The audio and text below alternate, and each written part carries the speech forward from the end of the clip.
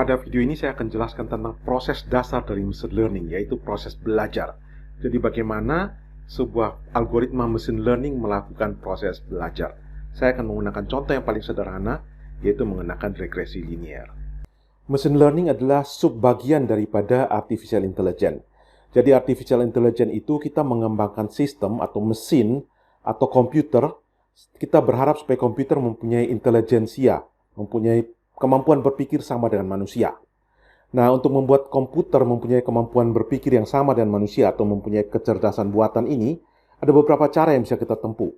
Misalnya, kita bisa saja membuat program dalam komputer yang sedemikian canggihnya, dengan sensor-sensor, dengan berbagai memori yang tinggi, sehingga komputer itu bisa memiliki kepintaran yang sangat pintar, bisa melakukan hal-hal yang seperti manusia atau memiliki kepintaran yang sangat tinggi.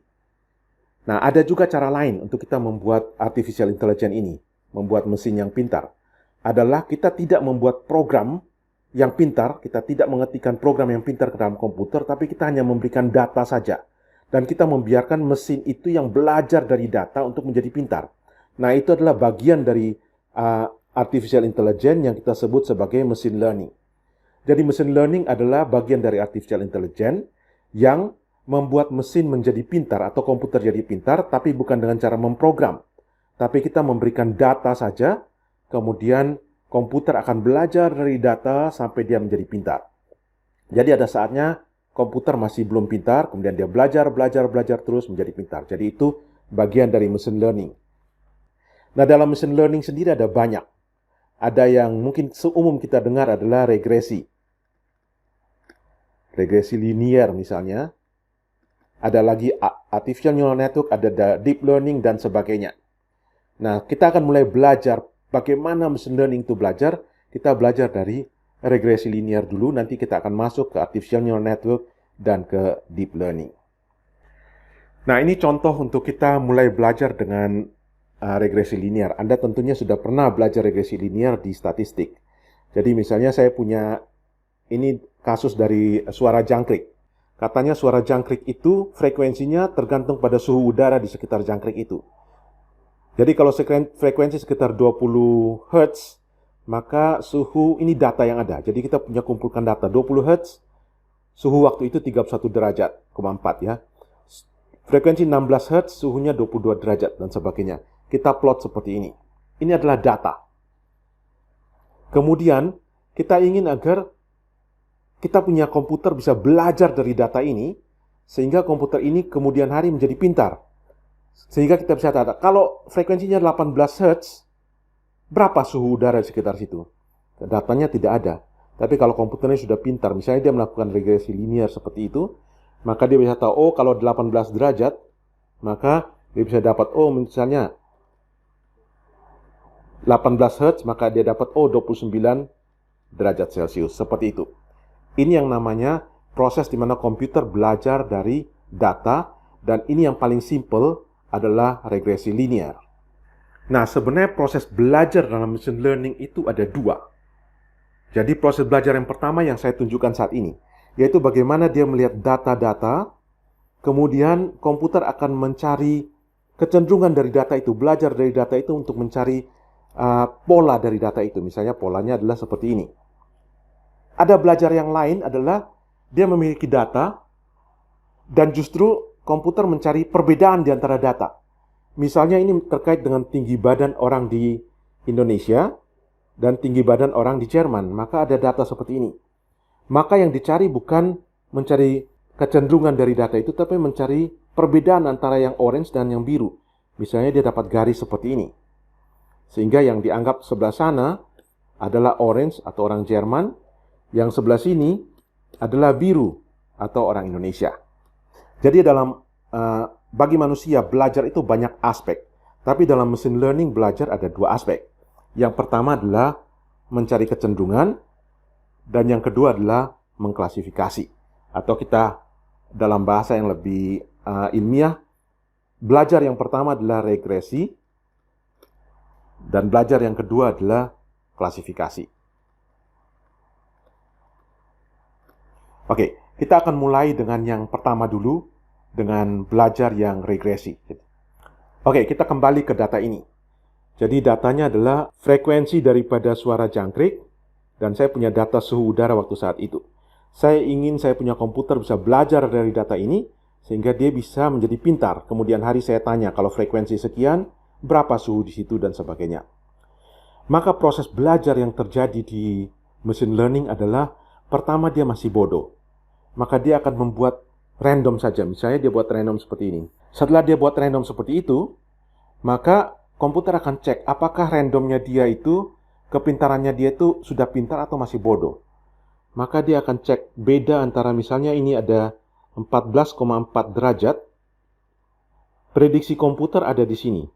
Katakanlah 31 derajat. Sedangkan data menunjukkan cuma 24 derajat lebih. Ada error di sini. Demikian juga yang ini, ada error. Ada error. Kalau error sangat besar, maka komputer akan belajar lagi. Belajar lagi untuk menggeser prediksi dia, misalnya dia bergeser seperti ini. Dia cari lagi error, kalau masih besar lagi, digeser lagi. Terus, sampai satu saat, komputer akan sampai pada satu titik di mana error sekecil mungkin.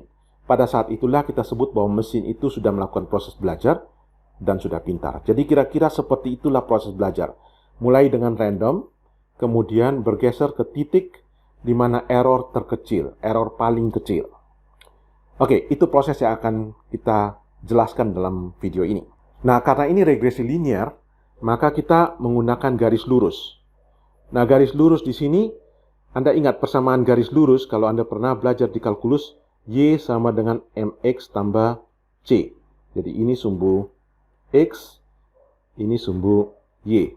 Ini X, ini Y. Oke, nah sekarang mungkin saya sedikit memberikan penjelasan tentang garis ini. Seharusnya Anda sudah ingat di kalkulus, tapi biarlah kita belajar Y, MX tambah C. M ini apa? C ini apa? Kalau saya punya kurva seperti ini, X dan Y, kalau saya punya garis seperti ini, misalnya X-nya 1, Y-nya juga 1. X-nya 2, Y-nya juga 2. Maka ini Y sama dengan X, atau Y sama dengan 1X. Maka saya sebut M-nya sama dengan 1. Kalau misalnya M sama dengan 2, maka gambarnya jadi begini. Garisnya seperti itu. M sama dengan 3, semakin curam. M sama dengan setengah, jadi seperti itu. M sama dengan sepertiga, jadi seperti itu. Jadi ini misalnya Y sama dengan sepertiga X. Maka M ini apa? M adalah kemiringan. Dari kiri bawah ke kanan atas. Semakin curam, M semakin besar. Semakin landai, M semakin kecil. Kalau rata seperti ini, maka M sama dengan 0. Kalau dia miring ke bawah, maka M sama dengan, misalnya ini kalau miring ke bawah seperti ini, maka M sama dengan minus 1. Jadi itulah M. Y sama dengan MX tambah C.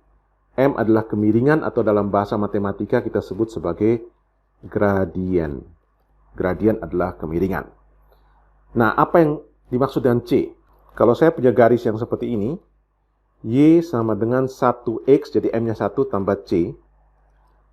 Ini pada saat C sama dengan 0. Dia memotong titik di 0.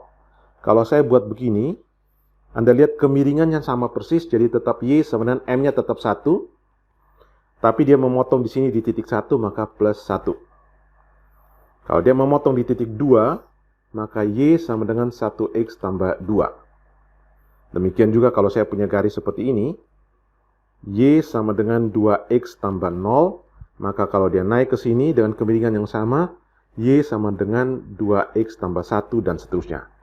Jadi C itu apa? C adalah titik potong dengan sumbu Y. C makin besar, garisnya makin naik ke atas.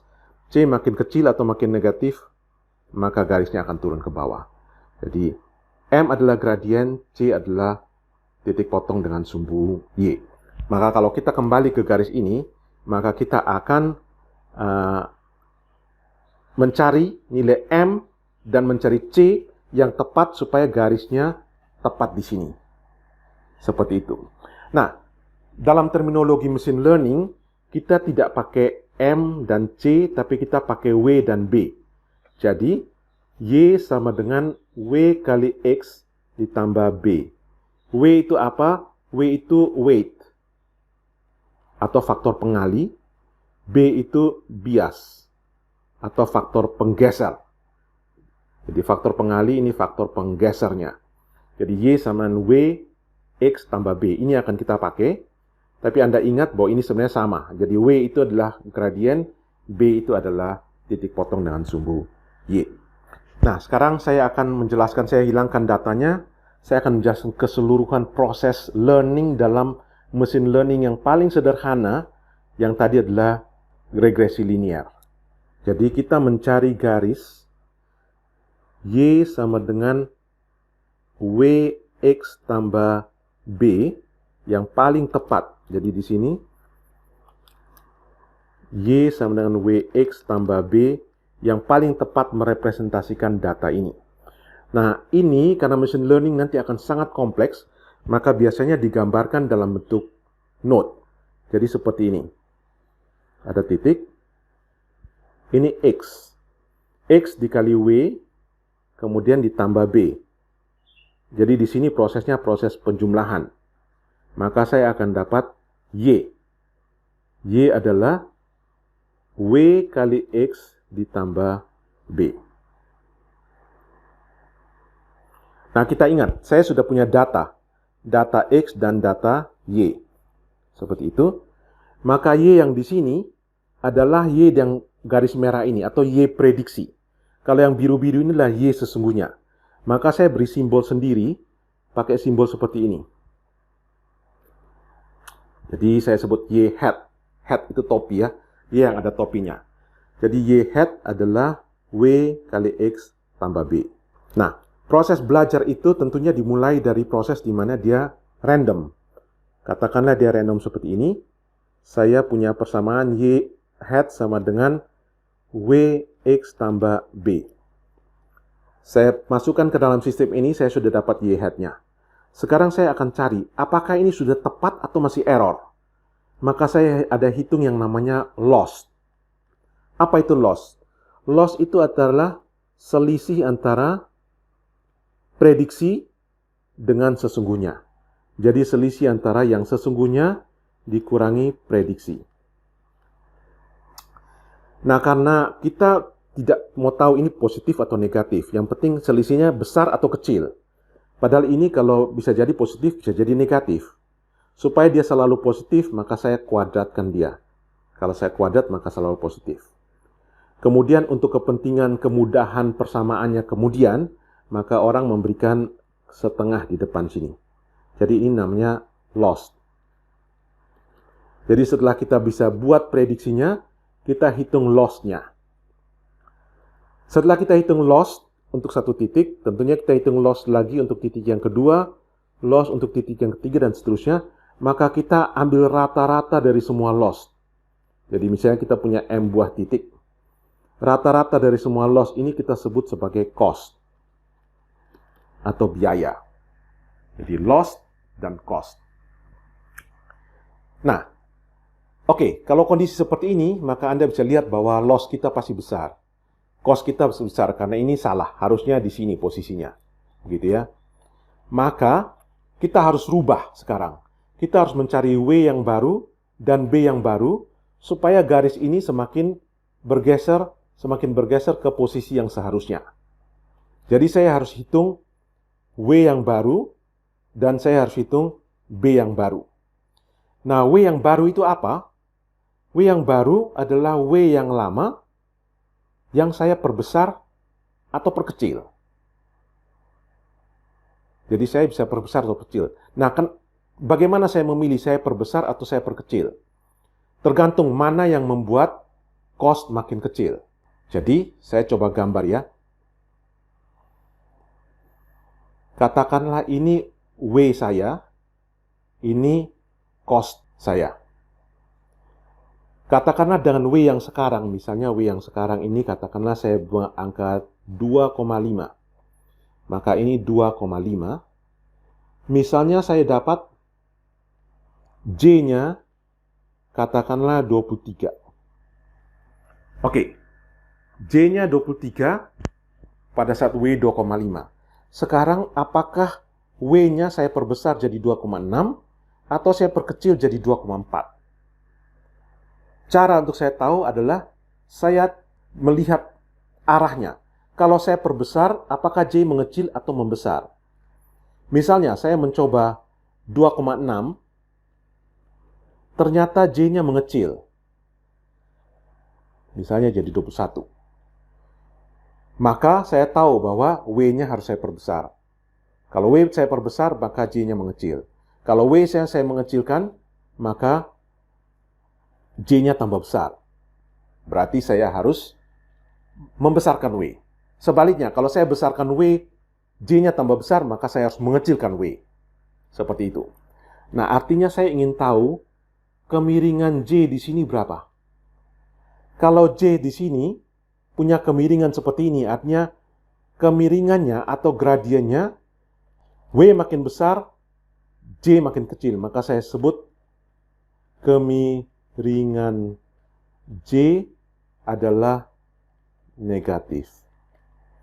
Kalau W makin besar, J makin besar, artinya dia begini kurvanya,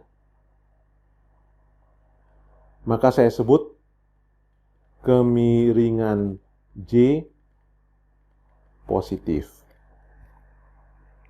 Artinya apa? Kalau kemiringan J negatif, W saya harus perbesar. Kalau kemiringan J positif, maka W saya harus perkecil supaya J makin kecil. Artinya, W yang baru adalah W dikurangi kemiringan J. Ingat, kalau kemiringan J negatif, maka W minus negatif. Berarti W jadi plus, jadi W tambah besar. Kalau kemiringannya positif, maka W minus bilangan positif, maka W akan tambah kecil. Jadi inilah rumus caranya kita update, perbaharui W adalah W yang baru adalah W yang lama dikurangi kemiringan dari J. Nah, tentunya kemiringan dari J ini angkanya bisa sangat besar. Misalnya saya punya W yang awalnya tadi 2,5. Misalnya kemiringan dari J-nya itu 50. Maka ini bisa jadi 2,5 kurang 50. Langsung lompat ke minus 40 sekian. Lompatnya terlalu jauh. Saya ingin W bergeser sedikit-sedikit, jangan terlalu jauh. Maka saya berikan di sini faktor pengali. Yang saya sebut dengan simbol eta. Ini dibaca eta. Misalnya eta ini saya sebut 0,001. Jadi W berubah pelan-pelan saja.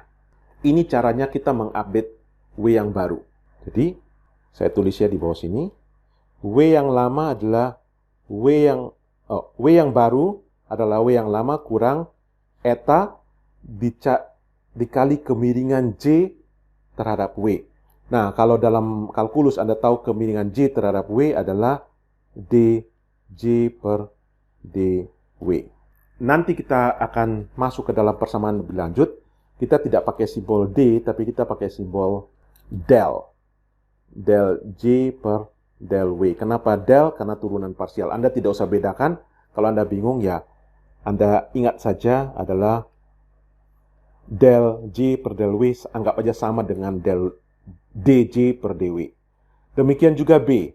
Maka B yang baru adalah B yang lama kurang eta kali del J per del B.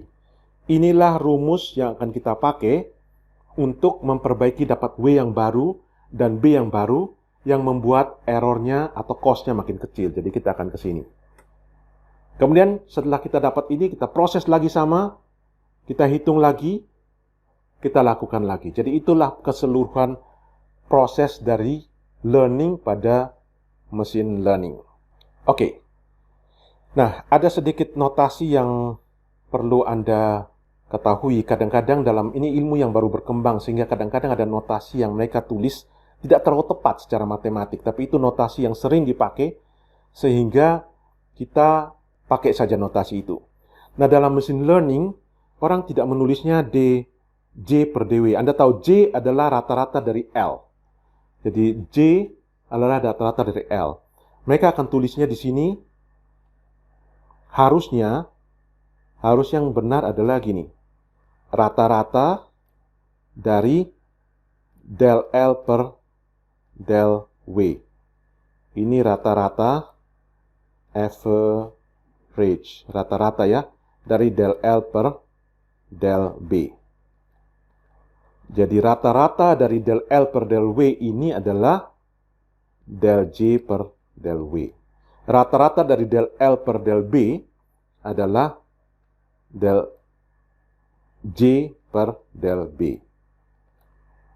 Harusnya begitu.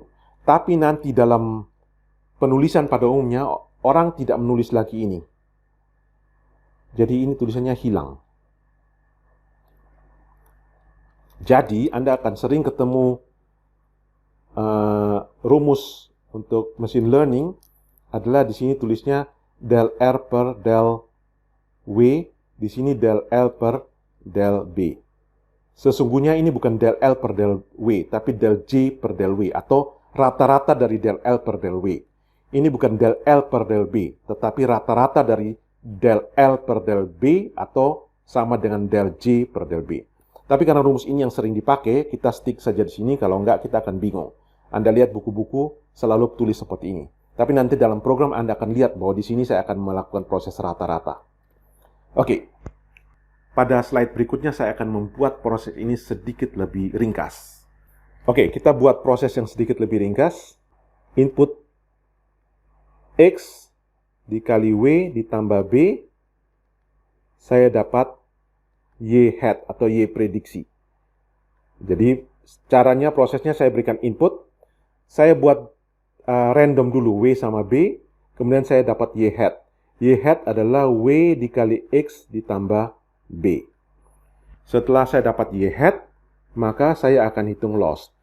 Loss adalah setengah daripada Y kurang Y hat kuadrat. Setelah saya dapat loss, saya hitung cost. Cost adalah 1 per jumlah semua data dari L. Sesudah saya dapat loss dan dapat cost, maka saya menghitung W yang baru dan B yang baru untuk menurunkan nilai L. Maka saya hitung W yang baru adalah W yang lama dikurangi eta kali del L per del W. B yang baru adalah B yang lama kurang eta kali del L per del B. Sekarang pertanyaannya, tentunya Anda bertanya, del L per del W ini berapa? Mari kita coba hitung. Ini persamaan kita ya. Del L per del W sama dengan ini L fungsi Y hat. Berarti saya bisa tulis dari aturan berantai. Anda ingat di kalkulus, del R per del Y hat dikali del Y hat per del W. Ini kan kalau dicoret, jadi del L per del W sama dengan ini. Oke, sekarang kalau kita cari turunan yang ini terhadap Y, maka saya akan dapat del L per del Y hat. Ini adalah, ini 2 saya turunkan ke sini, 2 kali setengah jadi 1. Kemudian Y kurang Y hat. Kemudian turunan dari ini, karena ini min berarti turunannya jadi min 1. Jadi ini hasilnya adalah min Y kurang Y hat. Del Y hat per del W apa?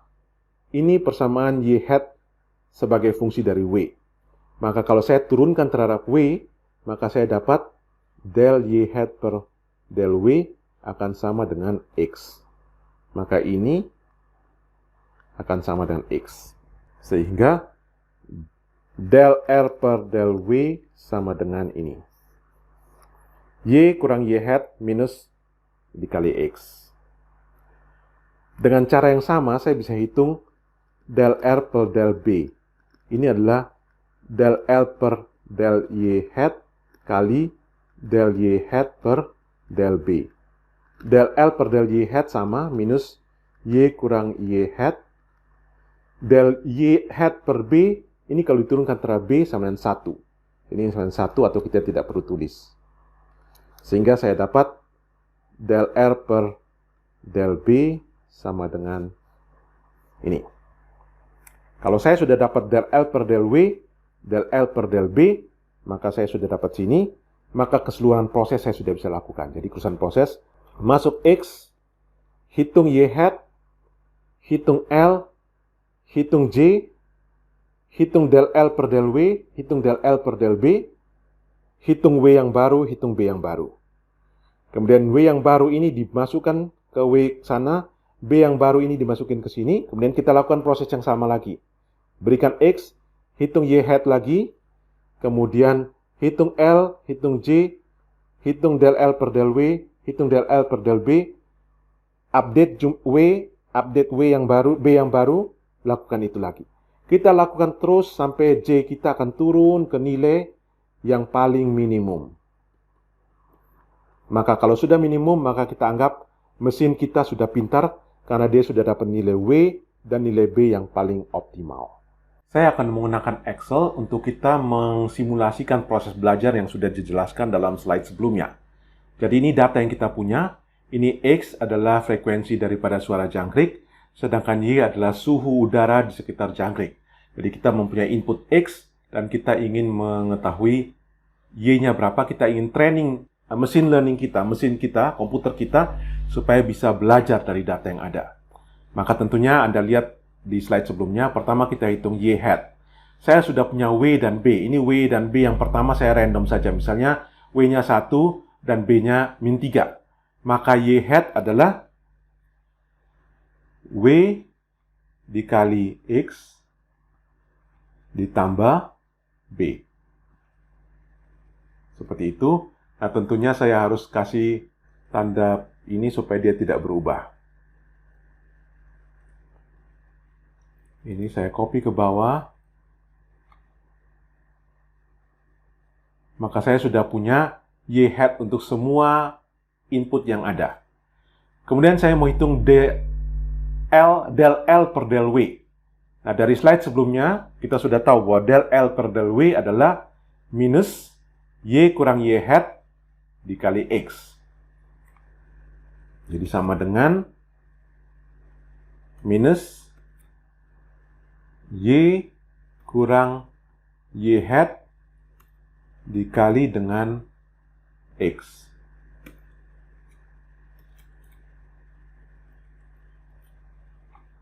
Kemudian saya hitung del L per del B ini adalah minus Y dikurangi Y hat.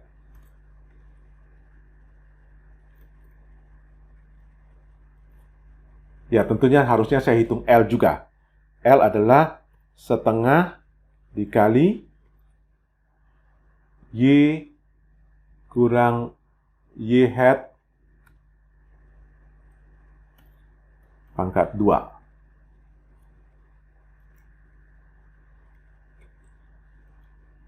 Maka di sini saya bisa hitung J-nya. J-nya adalah rata-rata, jadi rata-rata dari semua L. Kemudian sama juga, sebenarnya saya hitung del J per del W. Rata-rata dari semua del L per del W. Del J per del B adalah rata-rata dari semua del L per del B. Jadi ini saya sudah punya semua rata-rata. Nah, kalau saya sudah punya seperti ini, maka saya bisa hitung W yang baru dan B yang baru. Saya harus tentukan eta dulu. Misalnya kita memilih eta 0,001. Maka W yang baru adalah W yang lama dikurangi eta dikali rata-rata dari del L per del W. Ini saya dapat W yang baru. B yang baru adalah B yang lama dikurangi eta dikali rata-rata del L per del B. Maka saya sudah dapat W yang baru, W yang lama. Nah, untuk supaya saya mau lihat apakah J-nya tambah tinggi atau tambah rendah, saya catat aja. Ini 87,85. Saya catat pertama kali posisinya 87,85. Oke, sekarang saya sudah dapat W yang baru dan B yang baru. Maka W yang baru dan B yang baru ini saya update ke W yang lama dan B yang lama. Ini saya copy, nilainya saya tuliskan di atas. Oke, sekarang saya sudah gunakan W yang baru dan B yang baru. Sekarang Anda lihat errornya, J-nya, cost-nya jadi 46,36. 46,36 sudah berkurang. Dan Anda lihat garisnya sudah muncul di sini. Proses yang sama saya dapat lagi. Saya hitung Y hat, saya hitung L, saya hitung del L per del W, del L per del B. Saya bisa hitung W yang baru dan B yang baru. Nah, sekarang W yang baru dan B yang baru ini saya update ke W yang saya pakai dalam perhitungan. Saya copy, saya letakkan di sini. Nah, maka saya dapat cost yang baru. Cost yang baru adalah 24,91. 24,91. Anda lihat J-nya makin lama makin kecil dari 87, 46, 24. Dan garisnya semakin mendekat ke yang seharusnya. Ini proses yang sama terus. Saya dapat lagi W yang baru dan B yang baru. Ini W yang baru dan B yang baru. Saya copy lagi, saya letakkan ke W yang lama dan B yang lama. Anda lihat garisnya makin ke atas, errornya jadi 13,83. Cost-nya. Saya lakukan yang sama, jadi proses ini saya ulang terus. W yang baru dan B yang baru ini saya letakkan ke tempat yang lama. Sekarang errornya jadi, cost-nya jadi 8,1. Garisnya juga makin mendekat. Saya lakukan proses ini terus.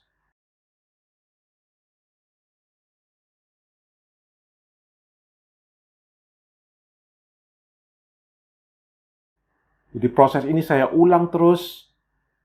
W yang baru saya masukkan ke sistemnya lagi. Ke perhitungannya, saya dapat lagi J yang baru, kemudian saya dapat W dan B yang baru. Demikian seterusnya. Ini 2,4. Saya lakukan lagi. W yang baru dan B yang baru saya pakai lagi sekarang dalam perhitungan. Sekarang dapat 2,19.